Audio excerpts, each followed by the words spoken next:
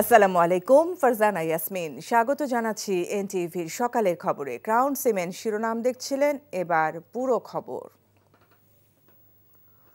ধর্ষণের সাজানো মামলা থেকে বাঁচতে প্রথমে পুলিশকে দেয়া হলো 50,000 টাকা। দাবি করা আরও 50,000 টাকা দিতে না পারায় চক্রান্তের শিকার ব্যক্তির স্ত্রীর স্বর্ণের চেইনও নিল পুলিশ। রাজধানীর রমনা পার্কে এক নারীকে ফাঁদ হিসাবে ব্যবহার করে মিরপুর এলাকার ক্ষুদ্র ব্যবসায়ী মোহাম্মদ সোহেলকে ধর্ষণ চেষ্টা মামলায় জড়াতে চায় পুলিশ। মামলার দায় থেকে বাঁচাতে 1 লাখ টাকা ঘুষ দাবি রমনা থানা পুলিশের 2 এসআইয়ের। পরে নগদ 50,000 ও স্ত্রীর স্বর্ণের চেইনের বিনিময়ে মুক্তি পায় সোহেল। কি ব্যবস্থা নিচ্ছে ঢাকা মহানগর পুলিশ ও পুলিশ সদর দফতর, আরও জানাচ্ছেন নাহিদ প্রিন্স। রাজধানীর রমনা পার্ক, একটু চিত্ত বিনোদনের খোঁজে বহু মানুষের সমাগম ঘটে। 5 এপ্রিল বিএনপির কেন্দ্রীয় কার্যালয়ের কর্মসূচি শেষে রমনা পার্কের সামনে দিয়ে হেঁটে যাচ্ছিলেন মোহাম্মদ সোহেল। এ সময় নিজেকে অসহায় দাবি করে অচেনা এক নারী সাহায্যের আবেদন জানায় বলে দাবি করেন তিনি। সহযোগিতার জন্য উদ্যোগ নেয়ার সাথে সাথেই ওই নারীর চিৎকার শুরু করেন। সেখানে দৃশ্যপটে হাজির হন রমনা থানার এসআই নাহিদ। নারীর শ্লীলতাহানির অভিযোগে সোহেলকে আটক করে থানায় নিয়ে যাওয়া হয়। অভিযোগের তদন্তের দায়িত্ব দেয়া হয় এসআই মঞ্জুরুল ইসলাম সজীব ও এসআই নাহিদকে। সোহেলকে ধর্ষণ চেষ্টা মামলায় জড়ানোর ভয় দেখিয়ে 1 লাখ টাকা দাবি করে এসআই মঞ্জু ও নাহিদ। ক্ষুদ্র ব্যবসায়ী সোহেলের স্ত্রী ধার দেনা করে 50,000 টাকা পরিশোধ করেন। আর বাকি 50,000 টাকা দিতে না পারায় স্বর্ণের চেন দিয়ে স্বামীকে ছাড়িয়ে আনেন তার স্ত্রী মনিকা আক্তার। মেয়ে এই জায়গায় দাঁড়ায় কান্দা ছিল। এনার দোকানদার অনেকজনে দেখছে সবাই যে হ্যাঁ একটা মেয়ে কাঁদছিল। সবাই জিজ্ঞাসা করছে, আমাদের কেন কান্দেন? বলছে ভাই আমাকে এত কথা না জিজ্ঞাসা 500 টাকা দেন, আমি আমরা চলে যাবো। 10 বার দোকানদার সবাই বললো ভাই 500 টাকা দেন, থাকলে দিয়ে দেন। আমি 500 দিলাম। আমার বলছে আমার একটু কষ্ট করে গুলিস্তার মধ্যে আগে দিয়েছেন, ওদের গাড়ি আছে। ওঠার পরে গাড়ি এই রাস্তাতে ঘুরে যায় ওই এটা জানি কী রাস্তা বলে, দুদকের রাস্তার ঢুকছে। এর 1 সেকেন্ড বা 30 সেকেন্ড আগানোর পরে পুলিশের গাড়ি, 1 মিনিটের কাছে পুলিশের গাড়ি। ওই গাড়ি বাঁচাও বাঁচাও, আর এই পাবলিক আমি তো ভয় পেয়ে গেছি, তো ভয় গেছি। আমি বাঁচাও বাঁচাও, আমি কী চাপা কী চাপা বলছে ভাই কথা বল না, পিছন দিয়ে এখানে কলার মেয়ের আর বাঁচাও বাঁচাও। আপনার স্বর্ণ নিয়ে আসেন আমার কাছে, আমি দেখবো। ঠিক আছে, তাহলে আমি ভরসা পাইছি, আমি কথা শুনে ওনার কাছে নিয়ে আসছি। ঠিক আছে, চেনটা আমি রেখে দিচ্ছি, টাকা আপনারা কখন দিবেন? আমি বলছি বাইরেই ছাড়ান না, টাকা দেবো কীভাবে, আমরা কী করবো কিছু বলেন না। সে বলতে সকাল 10টার ভিতরে আপনার বাইরে চালান দেওয়া হবে। আমি বলছি ভাইয়া কেন চালান দেওয়া হবে? পরে বলতেছে ওটা চালান দিলে বুঝবেন। আমাকে ভাইয়া তাহলে আমার সকাল 10টার মধ্যে সময় দেওয়া যায় না, চেনটা রেখা আমি আপনার 80,000 টাকা দিতে চাই না। টাকা ও স্বর্ণের চেইনের বিনিময়ে রমনা থানা পুলিশের জিম্মা থেকে সোহেল ছাড়া পান 6 এপ্রিল। ঘটনাটি এনটিভিকে জানান সোহেল ও তার বোন রুনা আক্তার। ঘুষের টাকা ও স্বর্ণের চেইন নেওয়া পুলিশের এসআই মঞ্জু ও নাহিদ জানতে পারে বিষয়টি সাংবাদিকরা জেনে গেছেন। পরে সোহেলের সাথে যোগাযোগ করে এসআই মঞ্জু গ্রহণকৃত ঘুষের টাকা ও স্বর্ণের চেইন ফেরত দেয় সোহেল ও তার বোন রুনা আক্তারকে। ছদ্মবেশে সেই দৃশ্য ধারণ করে এনটিভির ক্যামেরায়। চেনটা নেওয়ার সময় নাহিদে বলছি চেনটা কি নিবে তুমি? আমি এইটা কয়েকবার বলছি আপনাদের চেন দেখবো আমি, আপনি মনে করে দেখেন তোর চেন আমি রাখতে পারতাম, বল সম্ভব? তাহলে আমরা রাখতে হতো, রাখছে গাড়া কথা বলেন। নাহিদ রাখছে বেটা, নাহিদ তো আপনি হাত দিয়ে রাখি, নাহিদ তো আপনারা দিছেন নাকি? না না, আমরা দিছি না রাতে। তাহলে আপনার এই আপা আমি নেই না ভাই, আপনি নিছেন নাহিদ এই দিছেন না। ওই কথা বললেন না তো, তোর যেটা করার যেটা করতে পারো এটা তুই করিস। ক্যামেরার দিকে নজর পড়তেই হুড়মুড় করে ধানমন্ডি 32 এলাকা ত্যাগ করতে চান এসআই মঞ্জু। তার ও এসআই নাহিদের বিরুদ্ধে করা সোহেলের অভিযোগের বিষয় জানতে চাওয়া হয়। ভাই স্বর্ণের বিষয় কি হইছে আপনার সাথে? না আমি কিছু জানি না ভাই, স্বর্ণের বিষয় কিছুই জানি না। আপনি কি ওই টাকা পয়সা নিয়েছেন, স্বর্ণ নিয়েছেন? না না কিছুই না ভাই, মানে মানে মেয়েকে হাত দিলেন কেন? না না হাত দেই না ভাই, আমি তাইলে হাত দেই না। কি দিয়েছিলেন তাহলে সেদিন? আপনি যে রেকর্ডে বলেছেন যে আপনি স্বর্ণ চেয়েছেন, এটা কেন? তাই না ভাই, আমি যাক যাক।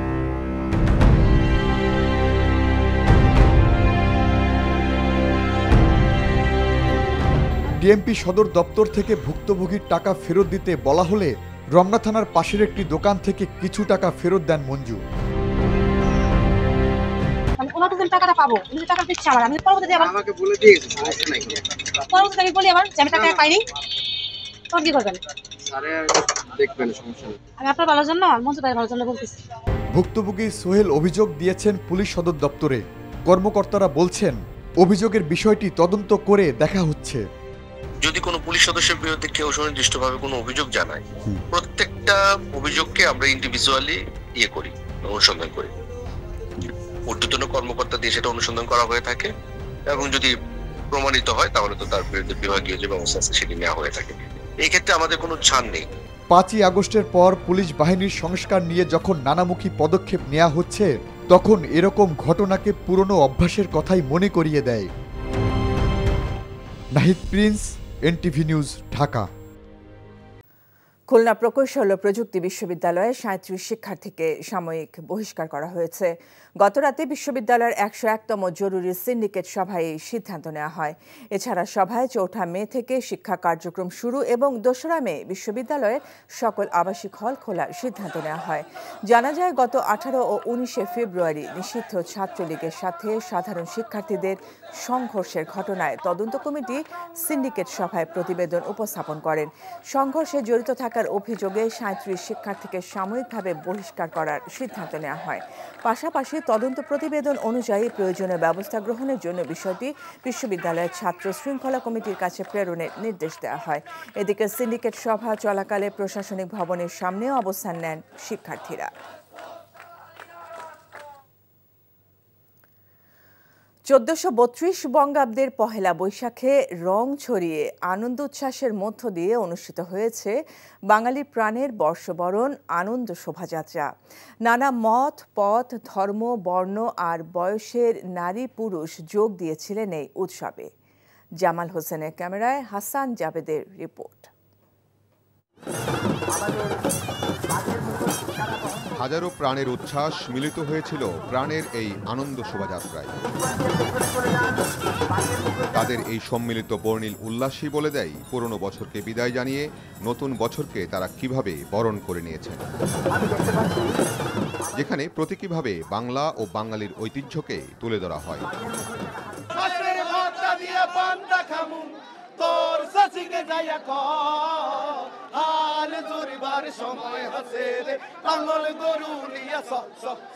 বর্ণিল মুখোশ, রঙিন পোস্টার, প্লাকার্ড ও ঐতিহ্যবাহী সাজসজ্জা বর্ষবরণ আনন্দ শোভাযাত্রাকে আরও রাঙিয়ে তোলে।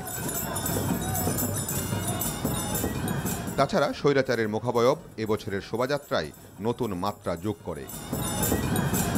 ফ্যাসিবাদ যেমন আমাদের দেশ থেকে সরে গিয়েছে, তেমনি আমরা এই পাগলা ঘোড়ার মতো এগিয়ে যাব আবার বহু দূরে। শুভ নববর্ষ। সাম্প্রদায়িক সম্প্রীতি ও ফিলিস্তিনে যুদ্ধ বন্ধের আহ্বানও ছিল শোভাযাত্রায়। বিভিন্ন সাংস্কৃতিক সংগঠন, 28টি ক্ষুদ্র নৃগোষ্ঠী সহ নানা শ্রেণী পেশার মানুষ অংশ নেন ঐতিহ্যবাহী এই আনন্দ শোভাযাত্রায়।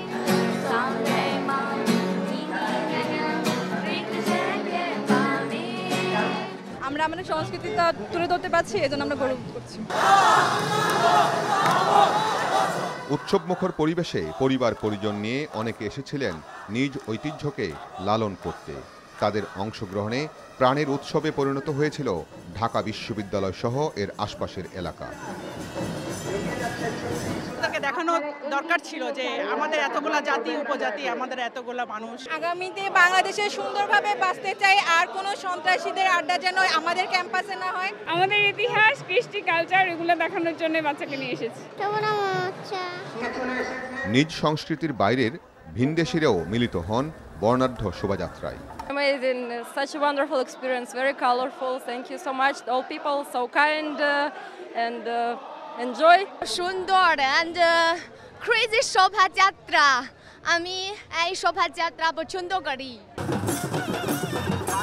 ঢাকা বিশ্ববিদ্যালয়ের চারুকলা অনুষদের সামনে থেকে আনন্দ শোভাযাত্রাটি শুরু হয়ে শাহবাগ, টিএসসি ও দোয়েল চত্বর হয়ে বাংলা একাডেমির সামনের রাস্তা দিয়ে আবার চারুকলা অনুষদে গিয়ে শেষ হয়। নানান রঙে নানা ঢঙ্গে সব বয়সী মানুষ মিলিত হয়েছিল চারুকলার এই বর্ষবরণ উৎসবে।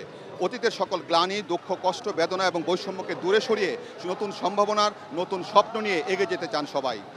শুভ নববর্ষ। হাসান জাবেদ, এনটিভি নিউজ, ঢাকা। ঝলমলে আলোয় জুলাই গণ অভ্যুত্থানের মহাকাব্য লেখার মধ্য দিয়ে শেষ হলো এবারে নববর্ষের আয়োজন।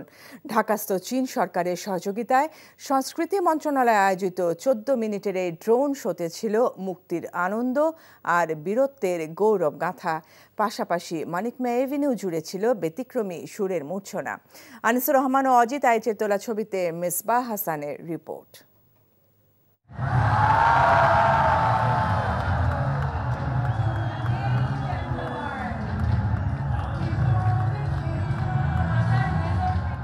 বাংলার আকাশে আলো করে যেন বুক চিতিয়ে দাঁড়িয়ে আছে শহীদ আবু সাঈদ। নববর্ষের বেলা শেষে আকাশে একে একে ভেসে ওঠে পানির বোতল হাতে প্রতীকী মুগ্ধ। রাতের আকাশে জুলাই অভ্যুত্থানের স্মৃতিকাব্য অনন্য হয়ে ওঠে প্রযুক্তির ফ্রেমে। বাদ যায়নি ফিলিস্তিনের প্রতি সংহতি বার্তা।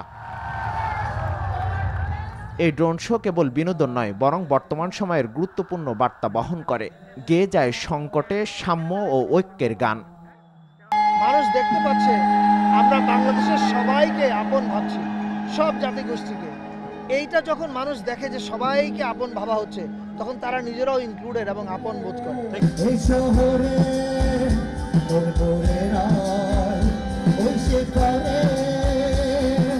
এর আগে বিকেল থেকে রাজধানীর মানিক মিয়া এভিনিউ বিশেষ কনসার্টে যোগ দিতে অংশ নেয় হাজারো মানুষ। একে একে মঞ্চ মাতান জনপ্রিয় ব্যান্ড দলের সদস্যরা।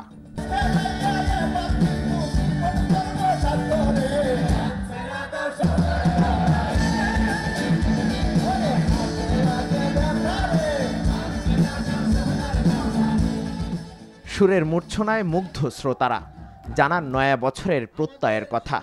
নিজেকে এখন স্বাধীন মনে হয় এবং নতুন বছরের জন্য বলবো ভালো মানুষ, ভালো দেশ, স্বর্গভূমি বাংলাদেশ। এই বছর আমি অনেক ভালো ভালো কাজ করব, নতুন কিছু জিনিসও করতে চাই আমি। সে যেন নিজেকে একটা স্বতঃস্ফূর্ত অংশগ্রহণের চিন্তা নিয়েই এই উৎসবগুলো এনজয় করতে পারে। সন্ধ্যা নামার সাথে সাথে লোকে লোকারণ্য হয়ে ওঠে পুরো এলাকা। আলোর ঝলকানি আর গানের সুরে রাঙিয়ে যায় বৈশাখ। জুলাই বিপ্লব পরবর্তী নববর্ষের এই আয়োজনকে দিয়েছে নতুন মাত্রা। এখানে হাজারো মানুষের প্রত্যাশা উৎসব হয়ে উঠুক সর্বজনীন, যেখানে থাকবে না কোনো হানাহানি, কোনো দল মল নির্বিশেষে সবাই অংশগ্রহণ করবে নির্দ্বিধায়। Misbah Hasan, NTV news, Dhaka. নতুনের কেতন নিয়ে ভিন্ন আঙ্গিকে সাজানো হয়েছিল এবারের বর্ষবরণ আনন্দ শোভাযাত্রা।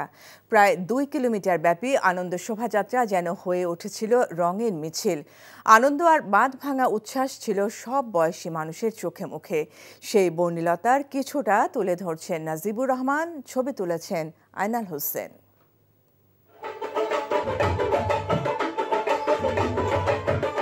দেশের সাধারণ মানুষের জীবনে উদযাপনের উপলক্ষ হয়ে আসে এমন উৎসব। এবারের আনন্দ শোভাযাত্রায় যেন আনন্দের শত রূপ রং ছড়িয়ে ছিটিয়েছিল পুরো আয়োজন জুড়ে। শোভাযাত্রা শুরু থেকে শেষ পুরোটা জুড়েই যেন রঙের মিছিল। বর্ষবরণের এমন আয়োজনের মধ্য দিয়ে এদেশের মানুষ জানান দেয় তার সত্তার আত্মপরিচয়ের। আনন্দ শোভাযাত্রার ভাজে ভাজে ছিল সেই উপলক্ষ।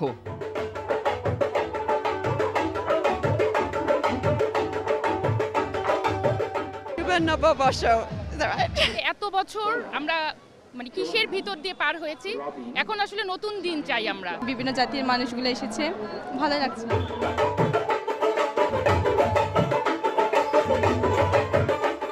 যে কোনো উৎসবের প্রাণ যে তরুণ সমাজ, প্রকৃতির কঠোর শাসনেও তাদের এমন উচ্ছ্বাস, ভেসে যাওয়া স্নিগ্ধতার প্লাবনে।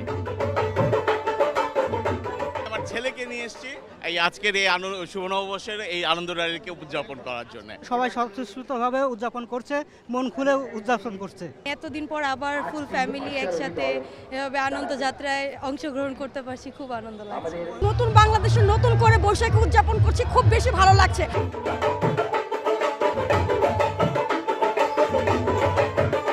সব রকমের ভেদাভেদ দূরে ঠেলে সেই আয়োজন আরো বর্ণিল, আরো রঙিন হয়ে ছড়িয়ে পড়ুক সবার মনে।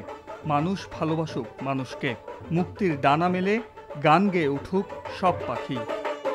ফ্যাসিবাদী শাসন ব্যবস্থার বিরুদ্ধে স্বতঃস্ফূর্ত প্রতিবাদ যেমন এই আনন্দ শোভাযাত্রা মূল বার্তা, তেমনি আনন্দ শোভাযাত্রা থেকেই আসছে ঐক্য আর সম্প্রীতির ডাক।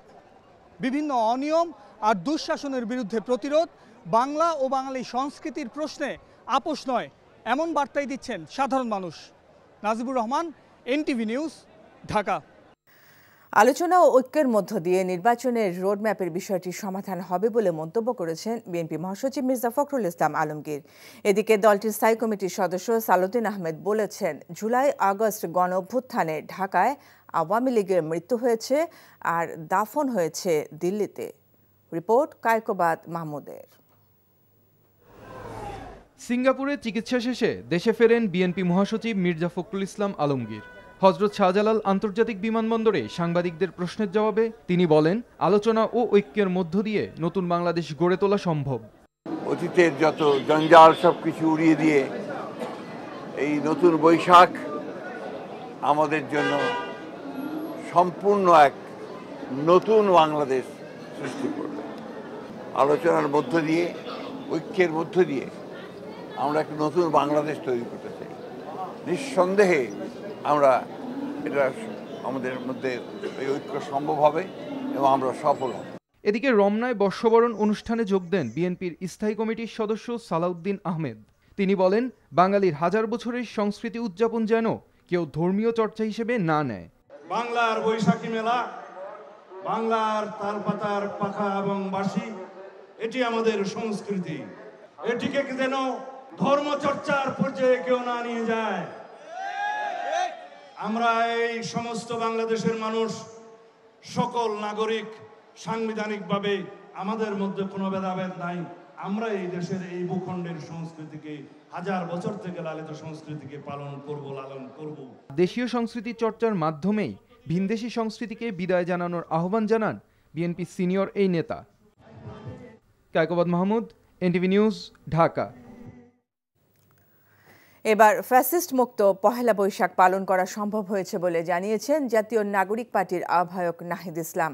তিনি বলেন, বিগত বছরগুলোতে নববর্ষের সংস্কৃতিকে দলীয় হাতিয়ারে পরিণত করেছিল ফ্যাসিস্ট সরকার। সোমবার সকালে এনসিপির পহেলা বৈশাখের অনুষ্ঠানে তিনি একথা বলেন।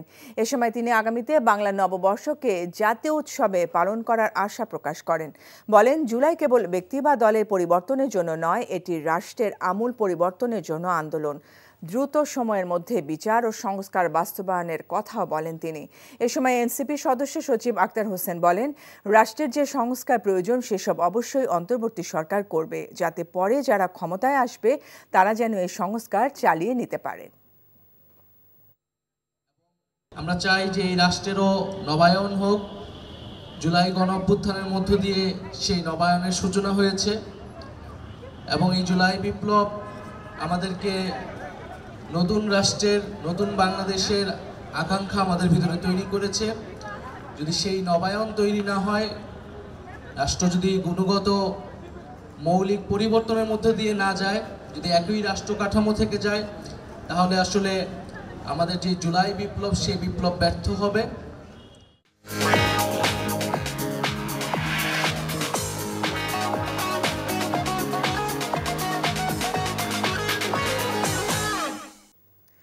মার্কেন্টাইল ব্যাংক অর্থনীতির খবর।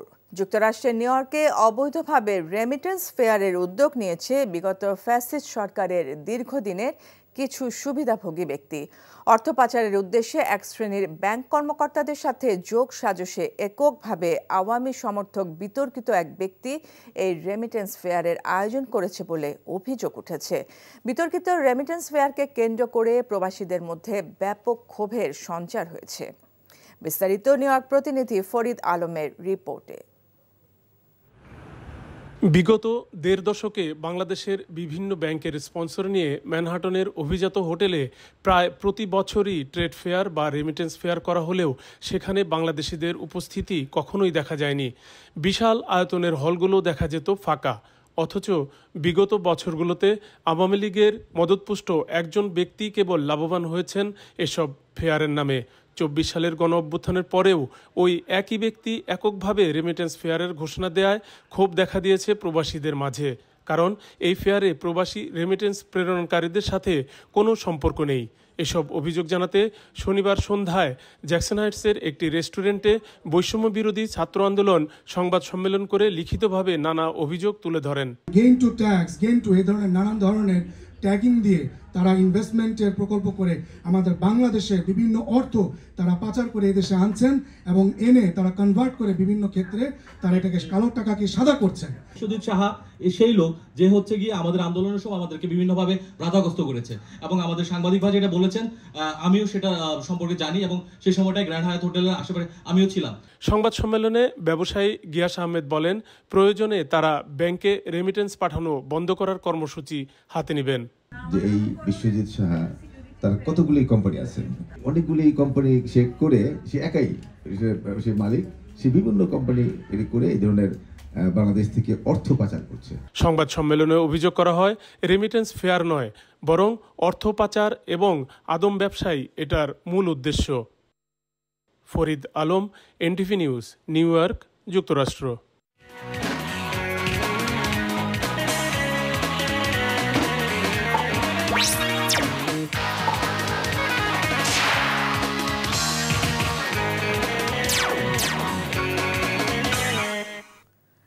ইস্পাহানি প্রিমিয়ামটি খেলার খবর।